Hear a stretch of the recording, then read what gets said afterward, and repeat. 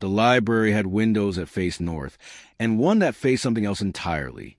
Noel Ferris had been working at Millhaven Public Library for 26 years, and for 14 of those years he had been watching the second window from the left in the East Wing's third-floor reading room behave differently from the other 7. He had watched it in summer and winter. He had watched it on mornings so cold that the condensation froze at the edges of the glass and had to be cleared with a soft cloth before the room opened. He had checked the frame seal. He had replaced the glazing compound twice.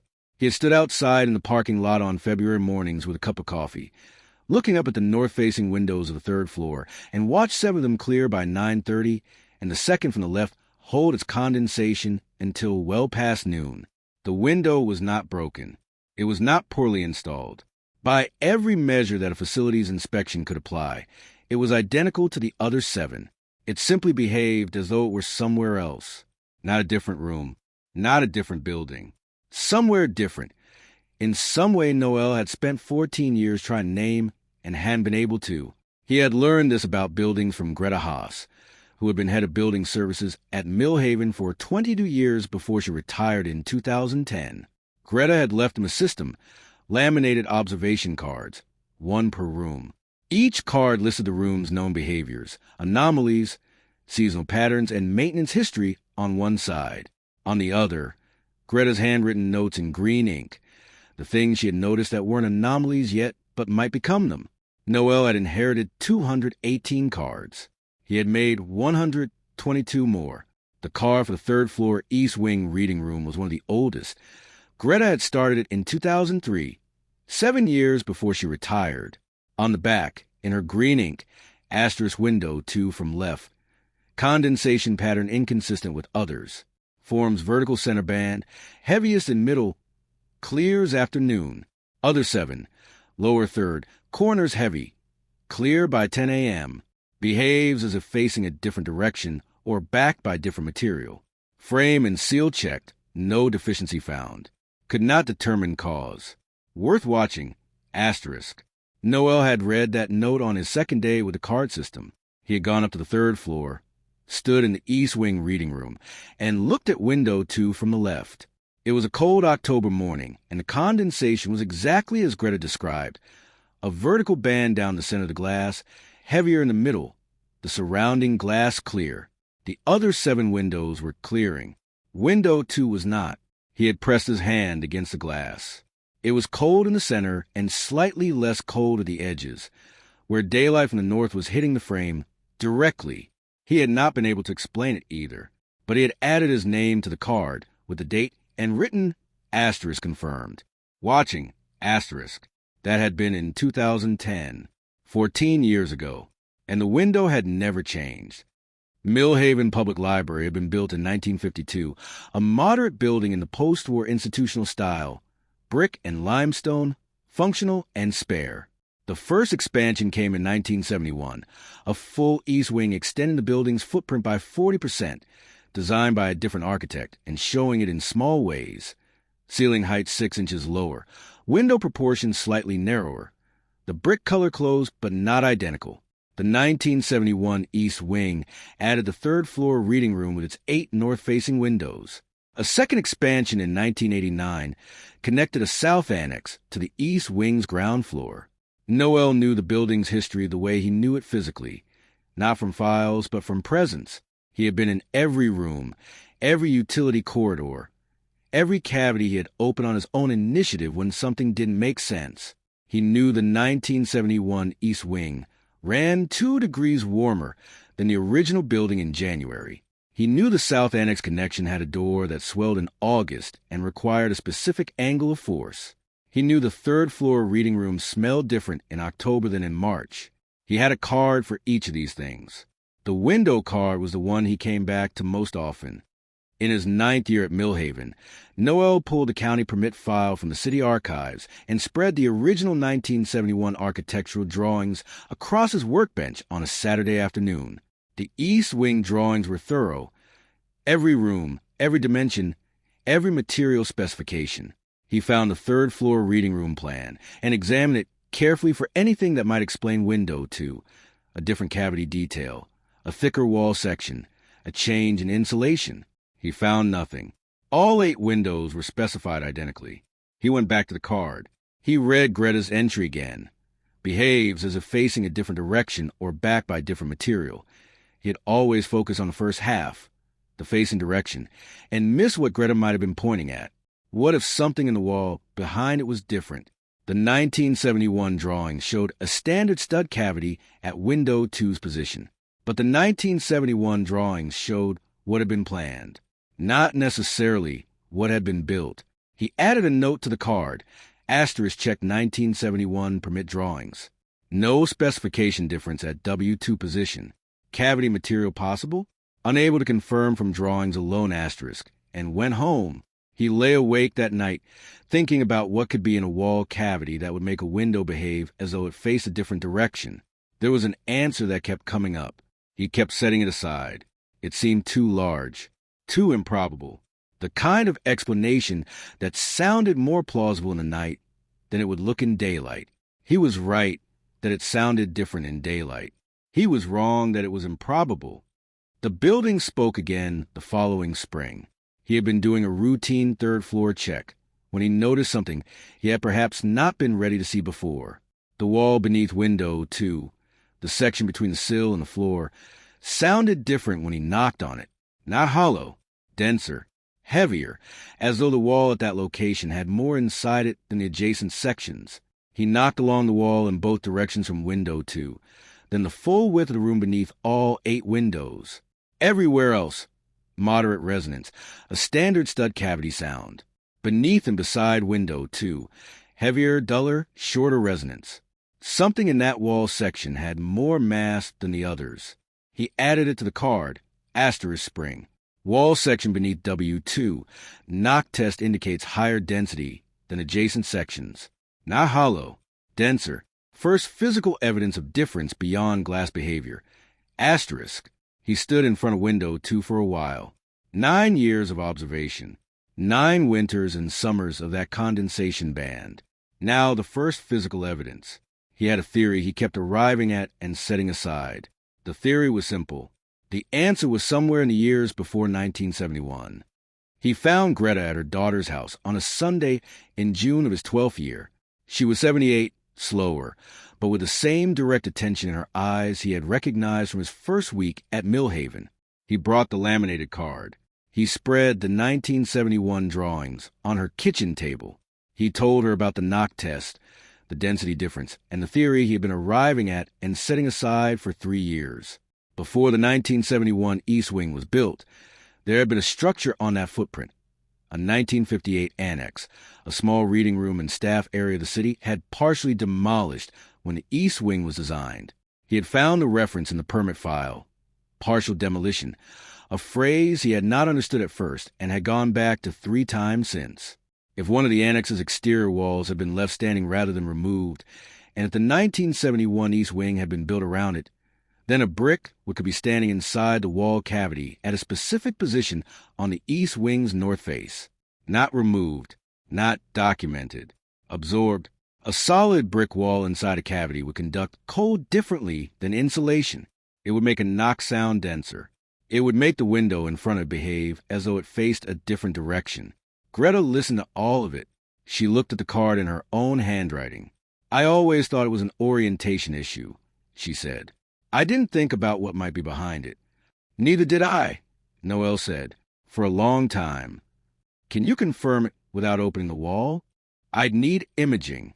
I don't have authorization on the basis of a knock test and a window that clears late." She looked at him across the table. "What are you going to do?" He didn't have an answer yet. That was the hardest part. He had been carrying the question for 2 more years when the renovation project arrived. The announcement came in January, a capital improvement project for the East Wing's mechanical systems. The HVAC distribution runs in the East Wing had been undersized at installation in 1971 and have been supplemented twice since in ways that created inefficiencies and uneven distribution. A renovation would replace the existing ductwork with a properly sized system, running new duct runs through the wall cavities in ceiling spaces of all 3 floors. Noel read the project specification and felt something drop in his chest. The ductwork routing diagram showed 3 cut points per floor in the east wing's north exterior wall. 9 cuts total. On the third floor, 1 cut was specified at the wall section between windows 1 and 2 from the left, and another between windows 2 and 3. The proposed cuts would go through the wall cavity at positions directly adjacent to the section he had been watching for 14 years. If there was a brick wall standing inside that cavity, if his theory was right, those cuts would encounter it, or they would cut directly into it, or they would cut on either side of it and remove the lateral support it had been providing to the east wing structure for 53 years. He did not know which outcome was most likely. He did not know enough about structural load paths to model it. What he knew was that there was something inside that wall that did not belong in the drawings, that had been communicating its presence through a windows condensation pattern for at least 21 years, and that the renovation team was planning to cut to the wall on either side of it with no knowledge that it was there. He had his 340 laminated cards. He had 14 years of window observations. He had a knock test and a theory. He was not an engineer. He was not certain. But he had learned something from Greta's cards. Uncertainty was not a reason to stay quiet. Uncertainty was a reason to write it down carefully and make sure someone with the right tools could determine whether you were right or wrong. That was what the cards were for. That was what he had been doing for 14 years. He went to find the renovation project coordinator. Her name was Diana Park, and she had been managing capital projects for the city's library system for 11 years. She was methodical and fair, and she had a quality Noel recognized from his best experiences with project managers. She listened to question behind the question, not just to the surface concern. He brought everything. The laminated card with Greta's original 2003 entry and his own 14 years of additions. The 1971 construction drawings. His notes on the 1958 Annex partial demolition permit. The knock test entry. The theory, stated plainly and with full acknowledgement that it was a theory rather than a confirmed finding. Diana Park read the card. She looked at the 1971 drawings. She looked at the partial demolition permit reference Noel had photocopied. She was quiet for a moment longer than the moment before she spoke. "You've been watching this window for 14 years, she said. Greta watched it for 7 before I started. 21 years total, documented on the card. And you think there's a structural wall inside the cavity. I think there might be. I can't confirm it without opening the wall or using equipment I don't have access to. But you want a renovation team to know before they make the cuts." "Yes." She looked at the ductwork routing diagram. Then she looked at the card again, at the small square of laminated paper with its green handwriting on one side and his own black ink on the other. 21 years of 2 people watching a window behave strangely. "I'll have the structural engineer do a pre-cut assessment of the north wall," she said, "with imaging, before any cuts are made." Noel nodded. He picked up his materials from the table. At the door, he stopped. He turned back. "The card," he said. "Can I leave you a copy?" She looked at the laminated square in his hand. "I'll take the original, if you're willing." He set it on her desk. He walked back to the supply room and made himself a copy on the laminator. New cardstock, new laminate, the same words and the same handwriting. He updated it with today's date and a new entry on his side. Asterisk reported to project coordinator. Pre-cut assessment requested. Waiting. Asterisk. The structural engineer was a man named Paul Severin, from a firm that specialized in historic building assessments. He arrived on a Tuesday morning with a ground-penetrating radar unit and an assistant, and he spent 4 hours on the 3rd floor of the east wing. Noel showed him window 2. He showed him the knock test by demonstration, moving his knuckles along the wall section and letting Severin hear the difference in resonance himself. Severin heard it. He didn't say anything. He ran the radar unit along the wall in a slow horizontal pass. He stopped the unit at the window 2 section. He looked at the screen. He ran the pass again. Then he asked Noel to leave the room for 20 minutes while he made some calls. When Severin came back out the corridor, he had a printout in his hand. "There's a masonry element in the wall cavity," he said, "running vertically, approximately full height of the wall, at the location of window 2, between approximately 4 and 10 inches back from the interior drywall face." Noel looked at the printout. The radar image showed the wall cross-section, the interior drywall, then the stud cavity with its insulation, and then at a specific position that lined up exactly with where the condensation banded down the center of window two's glass every winter morning. A dense vertical mass. How old is it? Noel asked.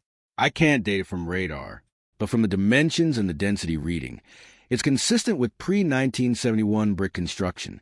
If I had to guess, and this is only a guess until we open the wall, I'd say it's the remains of an older building's exterior wall. Something that was here before the 1971 wing was added. The 1958 annex. The partial demolition. Is it structural? Noel asked. Severin looked at him carefully. It appears to be integrated with the 1989 connection point on the south end of the east wing. The way the load transfers in this section of the building suggests the wall has been carrying some portion of the east wing's structural load since the 1989 expansion added weight to this side. It was not designed to do that. It may have been doing it anyway. Noel absorbed that. And if the renovation cuts had gone in on either side of it, we would have removed lateral support from a load-bearing element that doesn't appear in any of the structural drawings, Severin said. What happens next depends on the actual condition of the wall and the precise load distribution. I can't tell you the outcome with certainty. I can tell you it was worth knowing before the cuts were made. The renovation was redesigned. The ductwork routing was rerouted to avoid the hidden wall, threading the new runs through ceiling spaces instead of north wall cavities where possible and using two-piece connections at the critical section rather than wall penetrations. It cost additional time and a modest increase in the project budget. The project schedule moved back 5 weeks. Severin's firm produced a supplementary structural report on the hidden wall, which turned out to be exactly what the partial demolition permit had suggested. The 1958 annex's north exterior wall, one full brick width, left standing when the annex was otherwise demolished, and then enclosed within the 1971 east wing's framing, without documentation. It had been carrying a portion of the east wing's structural load since 1989, when the south annex expansion changed the load distribution in the building's east section. The wall was sound. Its age and construction were appropriate to its function, but its presence was unknown, and its condition had never been assessed. The 1958 wall was now in the official building record. The as-built drawings from Millhaven Public Library were updated for the first time in 35 years, and the hidden wall appeared on them, labeled with its date of construction and a reference to the 2024 Supplementary Structural Assessment. Diana Park sent Noel a copy of the updated drawings with a note attached. She did not write much. She wrote, Asterisk your card is going into the archive with the original 2003 observation. Greta Haas's entry and yours, together. The building's record should include the full history. Asterisk. He read the note in his supply room, standing at his workbench with the updated drawings spread out before him. He found the east wing third floor on the plan and looked at window 2 from the left. The window that had been trying to tell someone something since at least 2003, in the only way a window knows how, by behaving slightly differently from every other window in the room. He thought about Greta standing in that reading room in 2003. Writing behaves as if facing a different direction or backed by different material in green ink on a small card. She would laminate and file and leave for whoever came next. She had gotten close. She had understood that the window was saying something about what was behind it. She hadn't had the demolition permit, the knock test result, or 14 more years of watching. He had all three. He had needed all three. Some buildings held their history in their records. Some held it in their behavior. In the way a window caught cold on its center pane while the others caught it on their corners. In the way a wall sounded denser at a specific location. In the small persistent signals of a structure that had been modified, adapted, and built over for 70 years without anyone ever writing down everything that was done. Noel filed the updated drawings in his building services room, next to the laminated cards. He took the card for the third floor east wing reading room out of its slot in the rack. The card Greta had started in 2003, and he had continued until today. And he read it one more time. Then he made a new card. Same format, same laminate, same room. He wrote what was now known at the top of the observation side. He turned it over and wrote a single entry on the back, dated today, in the space where unexplained observations lived. There were 3 other rooms in the east wing that he had questions about. 3 other things the building had been doing that he hadn't yet been able to explain. He wrote them down carefully. He laminated the new cards. Then he put them in a rack and went to do his afternoon round of the building, the way he always did, moving through a structure that had been talking to him for 26 years, writing down what it said, trusting that if he kept listening long enough, the building would eventually make itself understood. It always had. He had never yet found a reason to believe it would stop.